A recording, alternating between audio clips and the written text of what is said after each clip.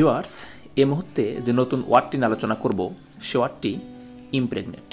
তো ইমপ্রেগনেট শব্দটি মূলত এসেছে প্রেগন্যান্ট শব্দ থেকে। আমরা সবাই জানি প্রেগন্যান্ট মানে কি। তো আজকে আলোচনা করব আসলে ইমপ্রেগনেট মানে কি। অর্থাৎ ইমপ্রেগনেট ওয়ার্ডটি মূলত প্রেগন্যান্ট থেকে এসছে এবং প্রেগন্যান্ট শব্দের ভার্ব হচ্ছে ইমপ্রেগনেন্ট।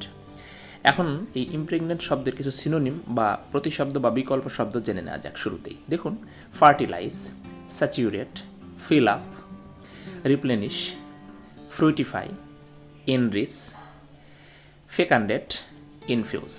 অর্থাৎ ইমপ্রেগনেট শব্দের বিকল্প হিসেবে আমরা এই শব্দগুলো ব্যবহার করতে পারি। তো এখন একটি সেন্টেন্সে প্রয়োগ করে দেখা যাক ইমপ্রেগনেট শব্দের বাংলা কীরকম হয়। Men who impregnate women and leave them to raise the child alone should be ashamed. এ বাংলা হচ্ছে, যে সমস্ত পুরুষ নারীদের গর্ভধারণ করিয়ে এবং তাদের সন্তান লালন পালনের জন্য একা ছেড়ে দেই, তাদের লজ্জিত হওয়া উচিত। আশা করি ভিউয়ার্স ইমপ্রেগনেট শব্দের বাংলা অর্থ আপনারা বুঝতে পেরেছেন। তো এখন আমরা সরাসরি ইমপ্রেগনেট শব্দের বাংলাগুলো দেখি।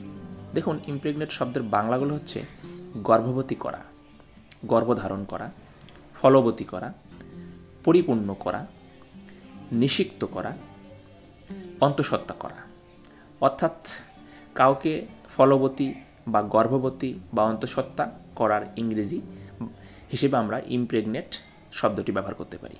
এছাড়া ইমপ্রেগনেটের পরিবর্তে সিনোনিমের যে শব্দগুলো ব্যবহার করা রয়েছে সেগুলোর মধ্যে থেকেও যে কোনো একটা ব্যবহার করতে পারি।